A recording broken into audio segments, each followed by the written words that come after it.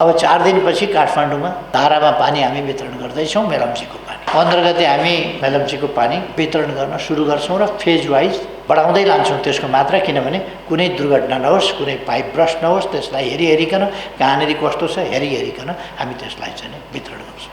हामी काम थाल्छौँ, सिधै हाल्छौँ। हेर्दा हेर्दै तपाईँहरूले अब यो थानकोट 9 विषय सुरुङ मार्ग 2 वर्षभित्र तपाईँहरू गाडीमा वारपार 26 किलोमिटर थियो, 4 किलोमिटर हुन्छ। अस्ति हामीले 210वटा पालिकामा एकैचोटि बाटाहरूको शुभारम्भ गर्यौँ। 309वटा हस्पिटल एकै दिन शिलान्यास गर्यौँ। यहाँ रोक्ने मान्छेहरू छन्, फेरि रोक्ने मान्छेहरू। इन्जिनियरको हामीलाई आवश्यकता छ, इन्जिनियरिङका लागि स्वीकृति नै नदिने यति धेरै प्राविधिकहरूको खाँचो छ, तर सिटिभिटीबाट स्वीकृति नै नहुने, यो खालका कुराहरू अब अन्त्य भए। संविधानमा मौलिक हक छ भनेर मलाई त कसैले देखाइरहनु पर्दैन, किनभने हामीले देखाउँथ्यो यो यो यो यो सबै नाप्दाखेरि राष्ट्रिय अर्थतन्त्र नाप्दा माथि पुगेको छ, तर देशमा समाजमा भिखमङ्गा छँदैछ, अलपत्र मान्छे छँदैछ, छोराछोरी नाति नातिनीहरू खाते भन्ने कलङ्कित जीवन बिताइराखेका छन् सडकमा। समाज त्यहाँ हुनसक्छ। जस्ता कामहरू र जस्ता उपलब्धिहरू भएका छन्, म त्यसको मुक्त कण्ठले प्रशंसा गर्न चाहन्छु। असाधारण काम भएको। दक्षिण एसियामा एक मात्रै नेपाल यस्तो देश हो जसले सिँगै देशको जमिनको एक्सरे गरेको छ। बेसहारा मान्छेको जात, बेसहारा छोराछोरी छैन भन्दैमा बेसहारा हुनु हुँदैन। मान्छे 761वटा सरकार छन् अनि जनता चाहिँ बेसहारा कसरी हुन्छ? विकसित देशहरू, अति विकसित देशहरू हामीभन्दा धेरै पछाडि छ। अहिले राजनीतिक पार्टीहरूमा देखा परेको जस्तो कम्पिटिसन होइन नि, फेरि स्वस्थ खालको कम्पिटिसन। बजेटमा 70% भने के गर्नुहुन्छ? 70 फेरि ओढ्ने ओछ्याउने हो र? अनि प्रदेशहरूले के गर्छन् त? केन्द्रले के गर्छन्? 70% त्यहाँ स्थानीयमा पठायो। वस्तु त हेर्नुहुन्छ भने प्रशासनिक खर्च बाहेक विकासको त सबै कुरा हुने त्यहीँबाट हो, त्यहीँ जान्छ सबै। मेरो त तनखा चाहिँ नि अहिले कोभिडलाई दिएको हुनाले आउँदैन। अरू मन्त्रीजीहरूको 30,000 आउँछ। स्वच्छताको सन्दर्भमा महिलाहरू अगाडि छन्, लगनको सम्बन्धमा महिलाहरू अगाडि छन् र जनताप्रति उत्तरदायी हुने कुरामा अगाडि छन्। पुरुष पछाडि बस्नुहोस् भने होइन, पुरुष पनि अगाडि बढ्नुहोस्, तर पुरुषलाई महिलाले उछिन्नै हुँदैन भन्ने छैन। यहाँ उछिनापाछिनको पनि अलिकति कुरा छ नि, उछिन्नुहोस्।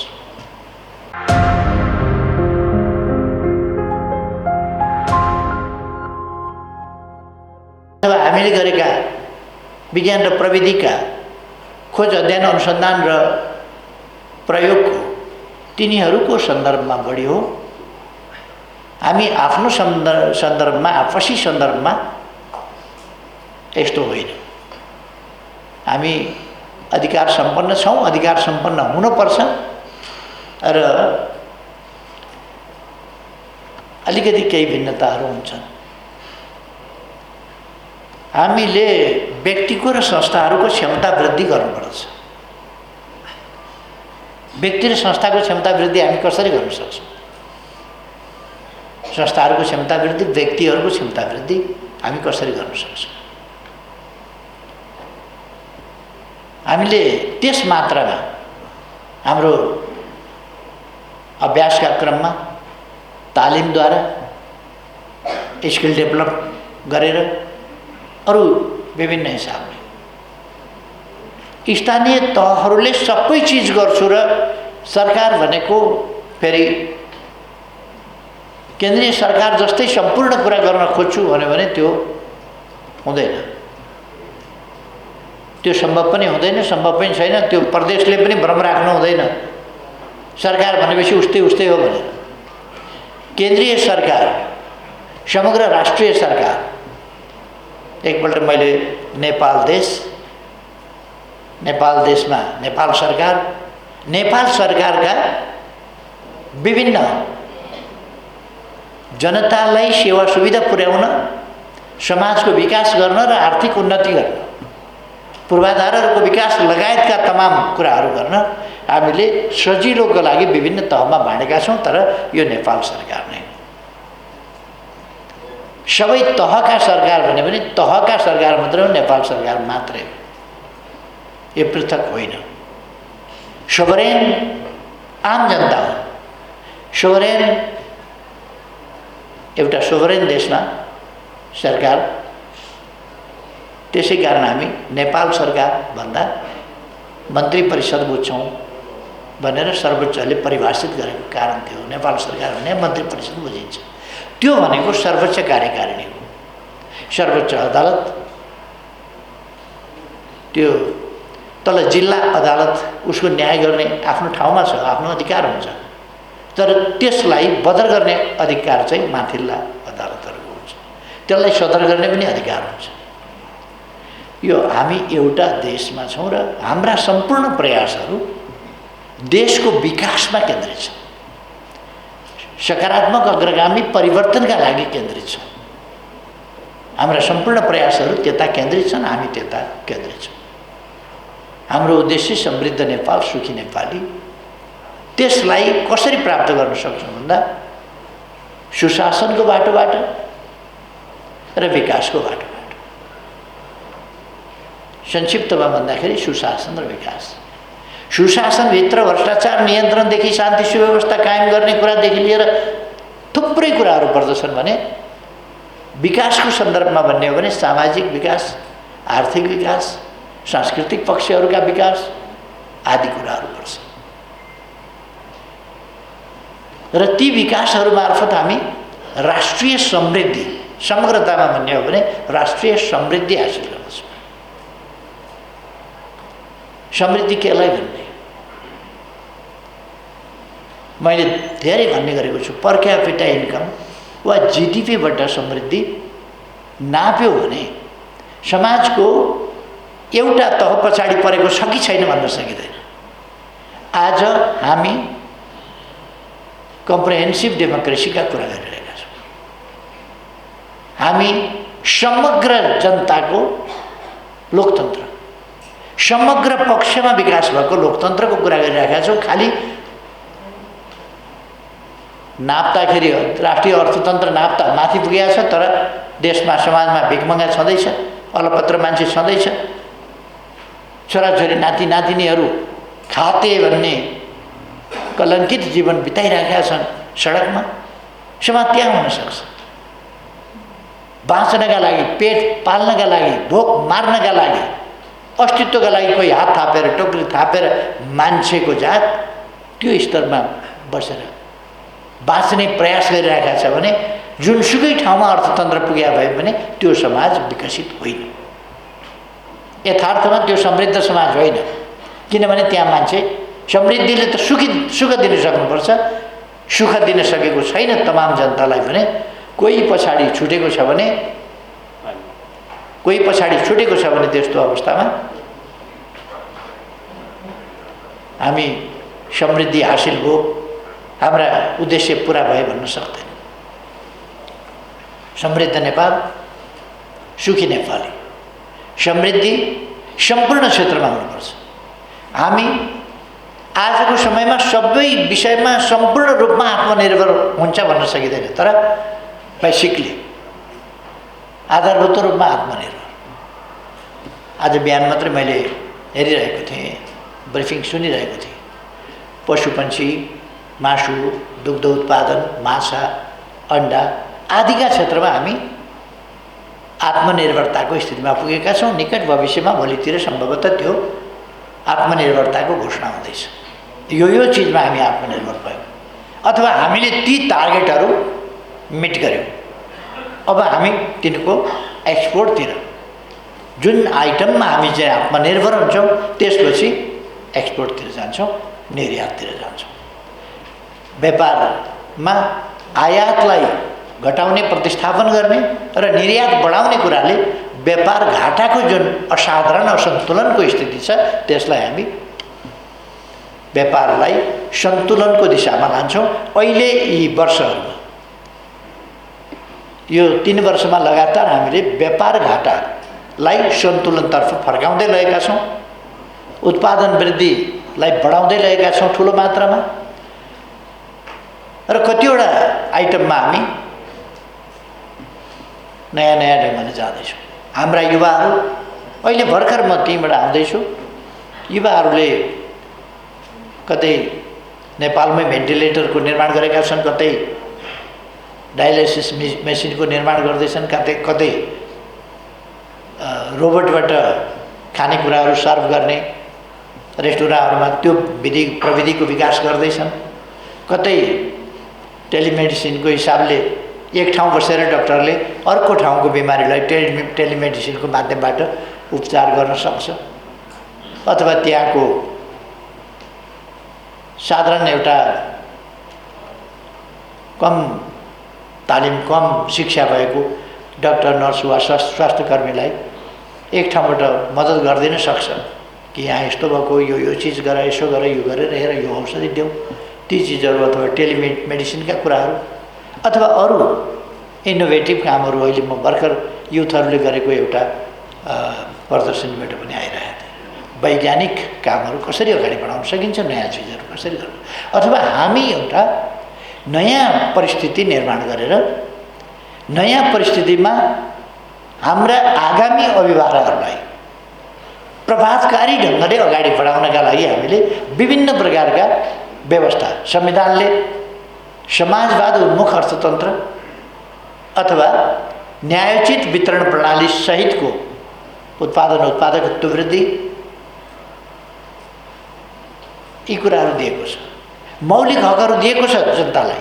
त्यो मौलिक हकहरू कसरी हामी प्राप्त गर्न सक्छौँ त? कसरी उपलब्ध गराउन सक्छौँ जनतालाई? त्यसका निम्ति विकासका कामहरू, आकाङ्क्षा हामीले तोकेका छौँ। समृद्ध नेपाल, सुखी नेपाली भनेका छौँ। त्यो आकाङ्क्षा कसरी पुरा गर्न सक्छौँ, त्यसका लागि हामीले विभिन्न संरचनाहरू बनाएका छौँ। मन्त्री परिषददेखि तलसम्मका निकायहरू, यी निकायहरू, सेवाका निकायहरू, प्रशासनका निकायहरू, यी सबै प्रकारका निकायहरू, यी हाम्रा राष्ट्रिय आकाङ्क्षा प्राप्तिका निम्तिका इन्स्ट्रुमेन्टहरू। हामी इन्स्ट्रुमेन्ट, हामी सेवाका, जनताका निम्ति सेवाका विकासका निम्ति हामी माध्यमहरू। त्यसकारण हामीले आफ्ना प्रयासहरूलाई त्यहाँ केन्द्रित गर्नुपर्दछ। अधिकारको प्रश्नमा म साथीहरूलाई भन्न चाहन्छु, अधिकारको प्रश्नमा चिन्ता नगरे हुन्छ। त्यो समयक्रममा एकातिर अधिकारको प्रयोगको क्षमता त्यो विकास गर्न जरुरी छ र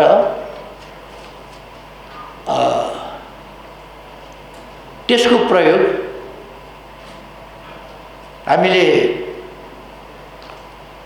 सही ढङ्गले गर्न सकौँ, सफलतापूर्वक गर्न सकौँ, त्यतापट्टि बढी ध्यान दिने जरुरी छ।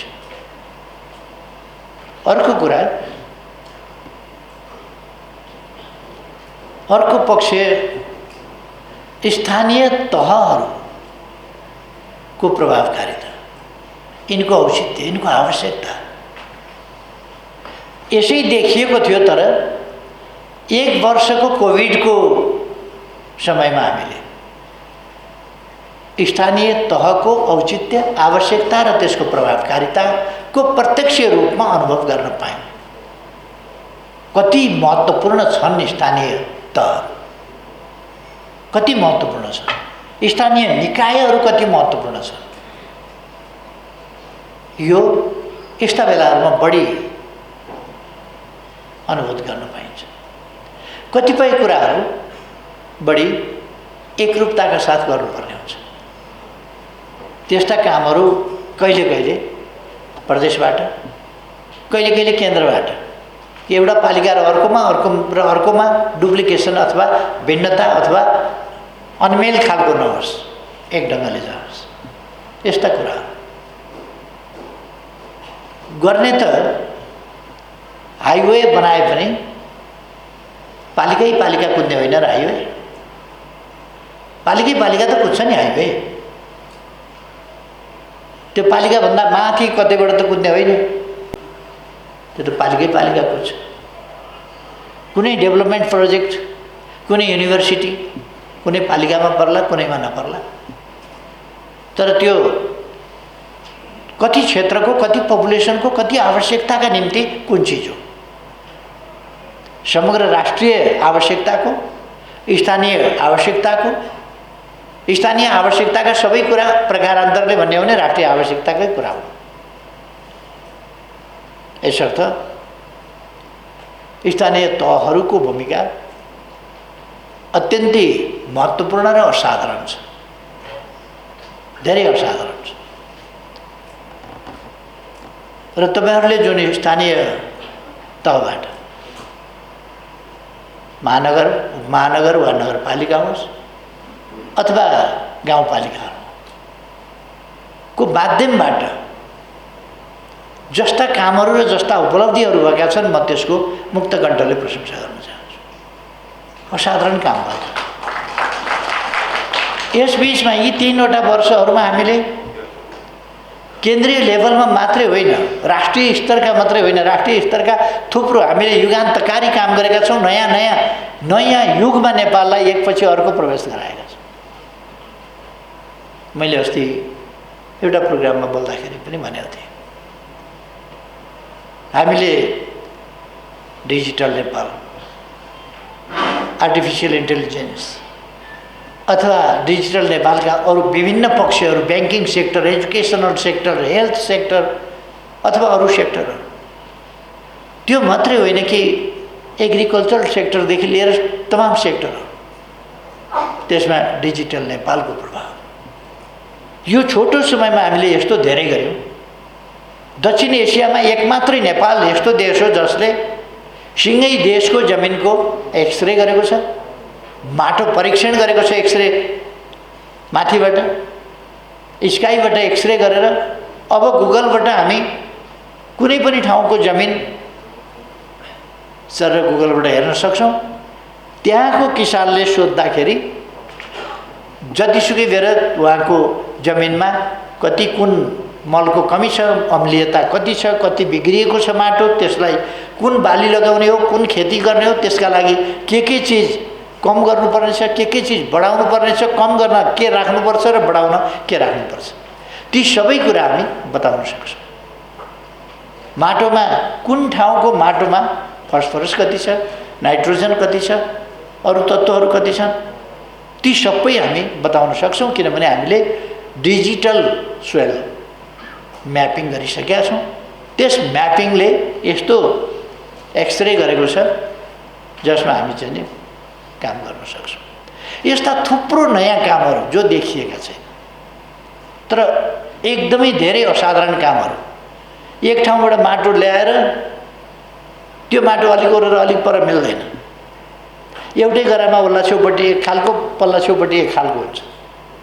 अहिलेको एक्सरे म्यापिङबाट कति नजिकैमा माटो टेस्ट गर्नुपर्छ त्यो गाह्रो छैन, तत्काल गर्न सकिन्छ, खर्चालु छैन, माटो बोकेर कुद्नु पर्दैन, त्यसको ल्याब टेस्टका लागि लामो समय पर्खिनु पर्दैन, त्यो फेरि जानकारी गराउनका लागि धेरै अप्ठ्यारो असहज छैन, तत्कालै कुनै पनि कुराको जानकारी गराउन सकिन्छ। यस्ता चिजहरू थुप्रो हामीले गरेका छौँ। भूमिको क्षेत्रमा, भूमि व्यवस्थाको क्षेत्रमा थुप्रै कामहरू गरेका छौँ। र यी कामहरू केन्द्र सरकारले प्लानिङ अलिकति गरेका छ। त्यस्ता कामहरू यो त नेसनल वर्क हो, राष्ट्रिय काम हो। त्यो कामको फाइदा त फेरि स्थानीय तहले नै लिने हो। कृषिको आधुनिकीकरणका लागि काम लाग्छ, व्यवसायिकीकरणका लागि काम लाग्छ। कुन व्यवसाय कहाँनिर, कृषिका पनि विभिन्न व्यवसाय छन्, कहाँनिर गर्ने, ती चिजहरूका लागि काम लाग्छ। त्यसकारण हामीले आधुनिकीकरणतर्फका हाम्रा प्रयासहरूलाई पनि असाधारण ढङ्गले अगाडि बढाएका छौँ। यी प्रयासहरूलाई अगाडि बढाउँदै जानुपर्छ र हामी विज्ञान प्रविधिको क्षेत्रमा पनि असाधारण काम गरिरहेका छौँ। टेक्नोलोजी ट्रान्सफरको क्षेत्रमा पनि हामी खालि विदेशबाट टेक्नोलोजी ट्रान्सफर भनेको हामी मात्रै होइन, हामी टेक्नोलोजी डेभलप गर्छौँ, डेभलप गर्न नसकेको बाहिर जो टेक्नोलोजी छ त्यो पनि ल्याउँछौँ, डेभलप गर्छौँ र त्यो किसानमा साइन्टिस्ट रिसर्चर्सहरूबाट त्यसलाई किसानमा हामी चाहिँ ट्रान्सफर गर्छौँ, मजदुरमा ट्रान्सफर गर्छौँ, कारखानामा ट्रान्सफर गर्छौँ, व्यवसायमा ट्रान्सफर गर्छौँ र बाहिरबाट ल्याएकोलाई देशभित्र आवश्यक ठाउँहरूमा ट्रान्सफर गर्छौँ, टेक्नोलोजी ट्रान्सफर। र हामी अब आर्टिफिसियल इन्टेलिजेन्सको एरातिर जाँदैछौँ। हाम्रो ध्यान हाम्रा खानेपानी आयोजनाहरू, हाम्रो त पहाडी देश छ, त्यसकारण अप्ठ्यारो छ कतिपय ठाउँमा खानेपानी पुर्याउन। टाकुरामा बस्ती छ, त्यो बस्ती तत्काल हटाउन पनि सकिँदैन। तलदेखि पम्पिङ गरेर पानी पुर्याउने प्रविधि हामीले विकास गरेका छौँ। केही वर्ष मात्रै म पम्पिङ प्रविधि विकास गरेर पानी लगेको, नत्र भने टाढाका बस्तीले ढाड बाँचिने गरी 3 घन्टा तल जाऊ, 3 घन्टा लिएर आऊ, बेलुका मात्रै आइपुगिन्छ एक गाग्री पानी पुगेर। त्यस्तो स्थिति पनि थियो र सबभन्दा महँगो, सबभन्दा गाह्रो, सबभन्दा कठिन चिज त्यहाँ पानी थियो। त्यो ठाउँमा अब हामी धारामा पानी, बहुत ठुलो पपुलेसनमा पानी पुर्याउँदैछौँ। यो ठुलो परिवर्तन हो हाम्रो देशको सन्दर्भमा। मैले नै थुप्रै गरेको छु, थुप्रै ठाउँमा यस्ता कुराहरूको कहीँ शिलान्यास, कहीँ उद्घाटन गरेको छु। अब 4 दिनपछि काठमाडौँमा धारामा पानी हामी वितरण गर्दैछौँ, मेलम्चीको पानी। 15 गते हामी मेलम्चीको पानी वितरण गर्न सुरु गर्छौँ र फेज वाइज बढाउँदै लान्छौँ त्यसको मात्रा, किनभने कुनै दुर्घटना नहोस्, कुनै पाइप ब्रस्ट नहोस्, त्यसलाई हेरिकन कहाँनिर कस्तो छ हेरिकन हामी त्यसलाई चाहिँ वितरण गर्छौँ। यस्ता अर्को सेकेन्ड फेज फेरि हामी ढ्याङ्ग्री र के खोला त्यसबाट पनि पानी ल्याउँदैछौँ फेरि मेलम्चीमै जोडेर। अर्थात् दोस्रो फेज पनि हामी, यस्तो यो 27 वर्ष लाग्दैन। अब तपाईँहरू ढुक्क हुनुहोस्, हामी चाहिँ आरामले बस्ने कुरा मात्रै गर्ने होइन, हामी काम थाल्छौँ, सिधै हाल्छौँ। हेर्दै तपाईँहरूले अब यो थानकोट 9 विषय सुरुङ मार्ग हेर्दै अब 2 वर्षभित्र तपाईँहरू गाडीमा वारपार 26 किलोमिटर थियो, 4 किलोमिटर हुन्छ। तपाईँलाई 1 घन्टा लाग्थ्यो, 4 मिनटमा पुग्नुहुन्छ पारिपट्टि। यो ढङ्गको रफ्तारमा हामी काम गरिरहेका छौँ। हामी इरिगेसनका कामहरू, अरू क्षेत्रका कामहरू, एजुकेसनका फिल्डमा, हेल्थको फिल्डमा, कन्स्ट्रक्सनको फिल्डमा अस्ति हामीले 210वटा पालिकामा एकैचोटि बाटाहरूको शुभारम्भ गर्यौँ। 309वटा हस्पिटल एकै दिन शिलान्यास गर्यौँ। यति धेरै हस्पिटल, यति धेरै युनिभर्सिटी, यति धेरै, यद्यपि यहाँ रोक्ने मान्छेहरू छन्। फेरि रोक्ने मान्छेहरू, इन्जिनियरको हामीलाई आवश्यकता छ, इन्जिनियरिङका लागि स्वीकृति नै नदिने, यति धेरै प्राविधिकहरूको खाँचो छ, तर सिटिभिटीबाट स्वीकृति नै नहुने, यो खालका कुराहरू अब अन्त्य भए। हिजो मात्रै मलाई मर्चवारमा कृषि क्याम्पस खोल्नु पर्यो भनेर माग गर्नु। उहाँहरू लामो समयदेखि लडाइँ लडिरहनु भएको रहेछ। मैले भने तपाईँले मलाई जानकारी दिन आउनुभयो कि त्यहाँ खोल्न चाहनुहुन्छ? 6 बिघा जमिन उहाँहरूले ठिक पारेर राख्नुभएको छ, तर खोल्न पाउनुभएको छ। मैले भने यो मलाई जानकारी थिएन, मैले खोजेर पुर्याउनु पर्ने ठाउँमा तपाईँ आउनुभयो, धन्यवाद छ। यो तपाईँहरू अगाडि बढाउनुहोस्, पाउनुहुन्छ। यो देश विकासका काममा यस कारणले उस कारणले यसो भनेर उसो भनेर स्थानीय तहलाई अधिकार दिनु हुँदैन भनेर, स्थानीय तहलाई अधिकार सम्पन्न नबनाए कसलाई अधिकार सम्पन्न बनाउने? स्थानीय तहले घर घरमा लगेर त्यो अधिकार गाई मिसीलाई खुवाउने हो र?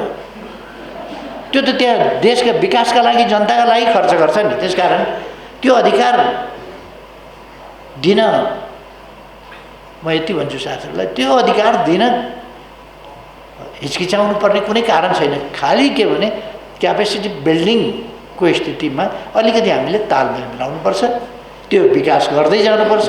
हामी त ट्रान्जिसनल फेजमै छौँ अहिले। ट्रान्जिसनल फेजमा यति धेरै कानुन बनाएका छौँ संविधान अनुकूल बनाउन। संविधान हामीले बनायौँ, संविधानमा यो छ भन्दा पनि म त यो व्यवस्था गरेका छौँ हामीले संविधानमा भन्छु। संविधानमा मौलिक हक छ भनेर मलाई त कसैले देखाइरहनु पर्दैन, किनभने हामीले लेखा हुन्थ्यो यो यो यो यो सबै सबै एक ढङ्गले हामीले तयारी गरेका थाहा छ। जनतालाई अधिकार सम्पन्न बनाउनुपर्छ, ग्रासरुटका जनतालाई। त्यसै कारण अहिले सरकार छ जस्तो लाग्दैन र तपाईँहरूलाई। सडक बालबालिका त खाते गरेर हिँडिराखेका थिए नि, अहिले तपाईँ सडकमा बालबालिका देख्नुहुन्छ? अभिभावक विहीन भएर खाते भनेर कत्रो अपमान सहेर बालबालिका, मान्छेका बच्चा कुकुरसँग खानेकुरामा लडेर, कुकुरसँग सँगै मिलेर न्यानोको लागि सुतेर काठमाडौँ जस्तो जाडो ठाउँमा तपाईँ हामीले सडकभरि देखा होइन? अहिले कहाँ छ त्यो? यो 3 वर्षमा त त्यो कुरा त हटाइयो त, किनभने यहाँ ती बालबालिकालाई हेर्ने सरकार छ। बुढाबुढीहरू अलपत्र, कोही कराउँदै हिँडेको, कोही बोल्दै हिँडेको, कोही झिङ्रिङ्ग परेको, कोही घाउ भएर लडेको, कागले ठुगिरहेको काठमाडौँमा देखिँदैन थियो? देखिन्थ्यो, सहरमा देखिन्थ्यो। त्यो त हटाइएको छ। हामी विभिन्न सङ्घ संस्थाहरूसँग मिलेर ती कामहरू गरिराखेका छौँ। म त धन्यवाद भन्न चाहन्छु तपाईँहरूलाई। नगरपालिका सङ्घ, गाउँपालिका सङ्घ र नगरपालिकाहरू, गाउँपालिकाहरू, उहाँहरूको यी कुराहरूमा रुचि छ। यसमा ध्यानाकर्षण गरेपछि र यसलाई अन्त्य गरौँ भनेपछि सबैको यसमा एग्रेसिभली सबै लाग्नुभएको छ। नगरपालिकाहरू लाग्नु भएको छ, गाउँपालिकाहरू लाग्नुभएको छ। र म तपाईँहरूलाई आग्रह गर्न चाहन्छु, फेरि पनि बेसहारा मान्छेको जात, बेसहारा छोराछोरी छैन भन्दैमा बेसहारा हुनु हुँदैन। मान्छे राज्य छ, सहर सरकार छ, सरकार पनि एउटा मात्रै हो र 3 तहका सरकार छन्। 3 तहका सरकारमा पनि एउटा केन्द्रीय सरकार छ, 7 वटा प्रदेश सरकार छन्, 753 वटा स्थानीय गर्दा 753 वटा र 8 वटा गर्दा कति भयो? 762 वटा 61 वटा सरकार छ। 761 वटा सरकार छन् अनि जनता चाहिँ बेसहारा कसरी हुन्छ? सरकारको काम के त? हाम्रो काम के त? त्यति मान्छे सडकमा जो पनि तपाईँ हामी सडकमा जान्छौँ र जाँदैनौँ। कोही बाध्यताले पुग्छ भने हामीले हेर्नुपर्छ। भिखमङ्गा सडकमा हामीले हुँदिया छैन। साँच्चै भिखमङ्गा हुनुपर्ने स्थिति हो भने उसलाई हामी बन्दोबस्त गर्छौँ। नकली भिखमङ्गा, पैसा मागेर जाँड खाने, त्यस्तो हो भनेदेखि त्यो निषेध हुन्छ। त्यो चाहिँ समाजलाई प्रदूषित गर्ने कुरा हुन्छ। त्यसकारण दुईटा काम गर्नुपर्छ। एउटा शिक्षा दीक्षा दिनुपर्छ, अर्को हिरासतमा राख्नुपर्छ। शिक्षा दीक्षाले ठिक छ भने ठिक छ, छैन भनेदेखि त समाज बिगार्न दिनु हुँदैन, समाजलाई प्रदूषित गर्न दिनु हुँदैन। त्यसर्थ हामीले मानव अधिकारको एकदम जगदेखि उठाएका छौँ, सामाजिक प्रबन्धको जगदेखि उठाएका छौँ, जनताका हक अधिकारलाई जगदेखि उठाएका छौँ। आज म गर्वका साथ भन्छु, हाम्रा प्रयासले, हामी सङ्घर्ष गरेर, हामी लडेर 33% महिलाको प्रतिनिधित्व संसदमा पुर्याएका छौँ। 41% जनप्रतिनिधित्वको, समग्र जनप्रतिनिधित्व जोड्ने हो भने 41% महिलाहरूको प्रतिनिधित्व छ। गर्व गर्नुपर्छ। हाम्रो देश अलिकति आर्थिक रूपमा पछाडि परेको भए पनि, विकासमा अलिक पछाडि परेको भए पनि, सामाजिक उत्थानको क्षेत्रमा हामी यति तीव्रताका साथ अगाडि बढेका छौँ कि विकसित देशहरू, अति विकसित देशहरू हामीभन्दा धेरै पछाडि छ। 41% प्रतिनिधित्वको कुरा म जब इन्टरनेसनल फोरमहरूमा बोल्छु अनि सबै आश्चर्यचकित हुन्छ। हाम्रो पार्लियामेन्टमा 33% छ, चकित हुन्छ। 41% जनता प्रतिनिधिहरूमध्ये 41% महिलाको प्रतिनिधित्व छ। यो सानो प्रगति होइन र यस 41%लाई हामी,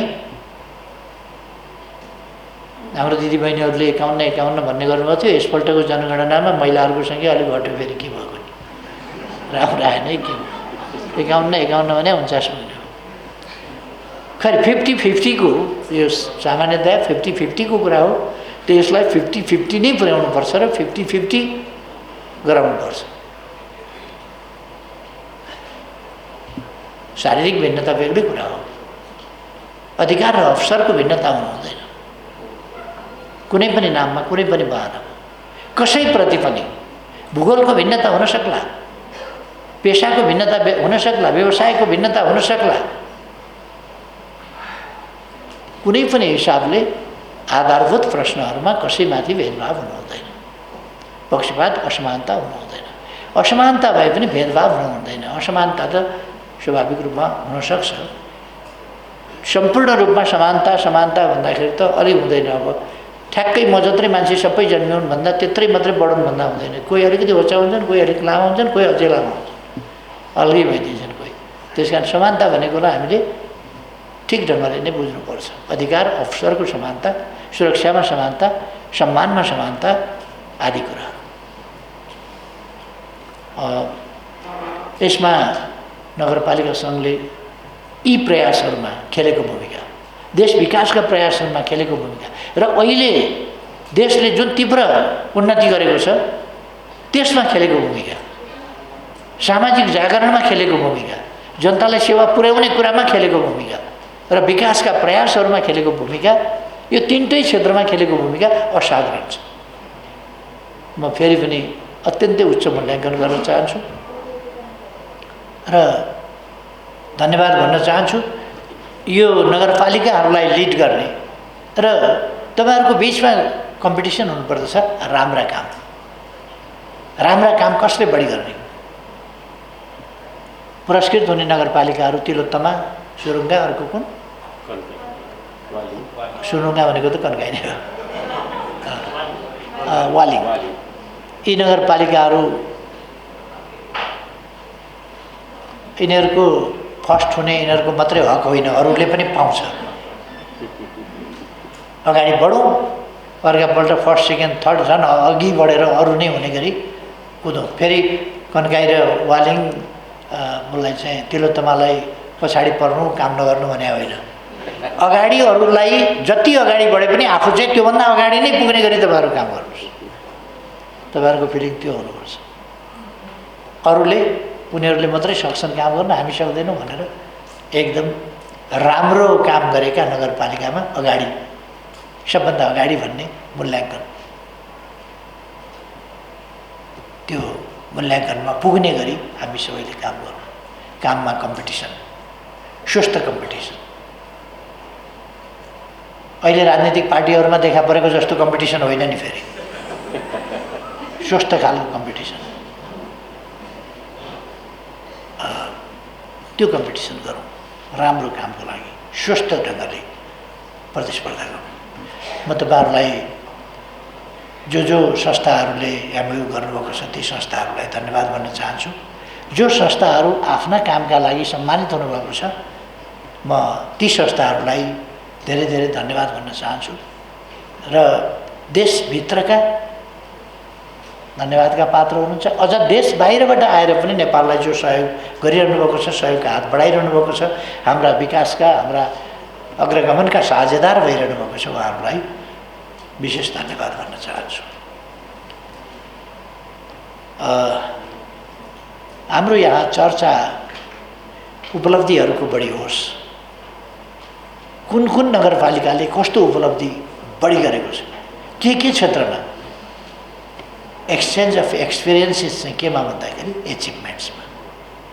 एचिभमेन्ट, हाम्रा उपलब्धि सफलता के भयो हो, त्यो सफलताको हामी चाहिँ आदान प्रदान गरौँ र कसरी सफल भयो त्यसको अनुभव पनि लिउँ र आगामी दिनका लागि हामी सबैलाई मार्गदर्शन हुन सकोस्। तपाईँहरूको यस वार्षिक दिवसले, वार्षिक उत्सवले, यस जमघटले निष्कर्षहरू पनि निकालोस्। तपाईँहरूको छलफलले यस्ता निष्कर्ष निकालोस्, सरकारको लागि त्यो एउटा पथ प्रदर्शक होस् कि स्थानीय तहहरूको परिचालनमा यसलाई अगाडि बढाउने कुरामा, यसको प्रभावकारिताको कुरामा के आवश्यकता छ, के गर्नुपर्छ। सङ्घीय सरकार अथवा नेपाल सरकार यी विभिन्न क्षेत्रहरूमा स्थानीय तहहरूलाई प्रभावकारी बनाउन, स्थानीय निकायहरूको परिचालन पनि त्यसै गरी गर्ने र स्थानीय तह र स्थानीय निकाय मिलेर,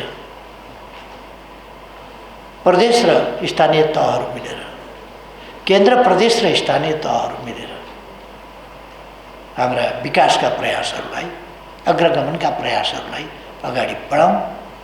केन्द्रबाट गच्छेअनुसार, आफ्नो क्षमताअनुसार सहयोग पुर्याउने कुरामा कुनै बाँकी रहँदैन, कसर बाँकी रहँदैन। किनभने हामीलाई डेभलप गर्नु छ, देश विकास गर्नु छ। विकासका लागि हामी कसरी प्रभावकारिता आउन सक्छ त्यसमा ध्यान दिनेछौँ। सञ्चार माध्यमहरूलाई म धन्यवाद भन्न चाहन्छु। सञ्चार माध्यमहरूले हाम्रा कामहरू, हाम्रा उपलब्धिहरूलाई आम जनताका बिचमा पुर्याइरहनु भएको छ, म धन्यवाद भन्न चाहन्छु। र हामीले अहिलेसम्म जे लक्षण देखाएका छौँ, केही वर्षभित्रै नेपाललाई अगाडि बढाउन सकिन्छ र नेपालका आधारभूत समस्याहरू समाधान गर्न सकिन्छ। यो सुन्दर मात्रै होइन, प्राकृतिक रूपले यति मिनरल्सको हिसाबले, प्राकृतिक हिसाबले, भूमि, माटो, पानी, हावा हरेक हिसाबले यति उर्वर, यति सम्पन्न, यति समृद्ध छ। अब त्यो समृद्धि हामीले माटामा भएको समृद्धि, पानीमा भएको समृद्धि, हावामा भएको समृद्धि, बगिरहेको बसिरहेको समृद्धि प्रस्फुटित गराउन सक्नुपर्छ। त्यति हो। मान्छेमा रहेको पोटेन्सियल, असाधारण पोटेन्सियल छ मान्छेभित्र। त्यो पोटेन्सियल र नेचरमा रहेको पोटेन्सियललाई हामीले मिलाएर, नेचरमा रहेको पोटेन्सियललाई बुझ्ने र त्यसलाई प्रयोग गर्ने क्षमताको विकास गरेर हामीले विकास गर्न सक्नु परेको छ देशलाई। त्यसकारण म आग्रह गर्न चाहन्छु, तपाईँहरू अगाडि बढ्नुहोस्। केन्द्र सरकार तपाईँहरूको साथमा छ, तपाईँहरूलाई सहयोग पुर्याउन, तपाईँहरूलाई साथ दिन र गच्छेले भ्याउनेसम्मको सहयोग। बजेटमा 70% भने के गर्नुहुन्छ? 70 फेरि ओढ्ने ओछ्याउने हो र? अनि प्रदेशहरूले के गर्छन् त? केन्द्रले के गर्छन्? 70% त्यहाँ स्थानीयमा पठायो। वस्तुतः हेर्नुहुन्छ भने प्रशासनिक खर्च बाहेक विकासको त सबै कुरा हुने त्यहीँबाट हो, त्यहीँ जान्छ सबै। ठुला बाटो खण्ड खण्ड गर्ने कुरा हुँदैन, ठुला पालिका क्रस गरेर जाने ती ट्रान्सपालिकाहरूका बाटा, नहर, ट्रान्समिसन लाइन, विद्युत, यसमा ठुलो खर्च हुन्छ नि। ती ठुला आयोजनामा ठुलो खर्च हुन्छ, पावर प्रोजेक्टहरूमा खर्च हुन्छ, हवाई मैदानमा खर्च हुन्छ। अनि म त अर्थशास्त्रको विद्यार्थी होइन, मैले त्यसरी त हिसाब गरेको छैन, तर 70% स्थानीय तहमा भने सुन्दा त्यो अलिकति मिलेन कि जस्तो लाग्छ मलाई। त्यो हिसाब गरौँला कहाँ कहाँ कति कति पठाउँदाखेरि उपयुक्त हुन्छ। ठिक छ, त्यसमा मेरो त तनखा चाहिँ अहिले कोभिडलाई दिएको हुनाले आउँदैन। अरू मन्त्रीजीहरूको 30,000 आउँछ, महिनाको 30,000मा काम गरिरहनु भएको छ मन्त्रीजीहरू पनि। सांसदजीहरूले अलिकति 50,000 जति पाउनुहुन्छ होला कि, ठ्याक्कै पाउने बेलामा 35-40,000 बस्छ होला। त्यसो भएर यो माथि राख्ने भन्ने, यो जहाँसुकै पनि पुँजीगत खर्च गर्ने क्षमताको कमी यो राष्ट्रिय कमजोरी हो हाम्रो। यो क्षमता भएका ठाउँमा त पुँजीगत खर्च नभएर भइहाल्छ भने क्षमता नभएका ठाउँमा पुँजीगत खर्च झन् गाह्रो हुन्छ। त्यसकारण त्यो पुँजीगत खर्च हुने गरी हामी विनियोजन गर्छौँ। त्यसकारण पुँजीगत खर्च नहुने गरी कतै थुपार्ने, कतै केही गर्ने भन्ने केन्द्र सरकारको सोच होइन। म साथीहरूलाई स्पष्ट भन्न चाहन्छु, त्यस्तो सोच हुनै सक्दैन। थुपारेर राखेर फ्रिज गराएर के अर्थ छ र? यसै वर्ष खर्च भयो भने यसै वर्ष विकास भयो भन्ने बुझिन्छ, खर्च भएन भने विकास भएन भन्ने बुझिन्छ। खर्च गर्ने क्षमताको कमी छ हाम्रोमा भन्नुको अर्थ विकास गर्ने क्षमताको कमी छ हामीमा भन्ने कुरा हो। त्यस कारण त्यो कमीलाई हामीले हटाउनु छ। तपाईँहरूको फेरि पनि म नगरपालिकाहरूको सफलताको लागि शुभकामना भन्न चाहन्छु र नगरहरूलाई महानगरपालिका होस्, उपमहानगरपालिका होस्, नगरपालिका होस्, सबैलाई नेतृत्व गर्न तपाईँहरूको सङ्घ अत्यन्तै सफलताका साथ अगाडि बढ्न सकोस्, सफल रहन सकोस्, धेरै धेरै शुभकामना भन्न चाहन्छु। मलाई यहाँ आमन्त्रण गर्नुभयो, दिदीबहिनीहरूलाई विशेष धन्यवाद।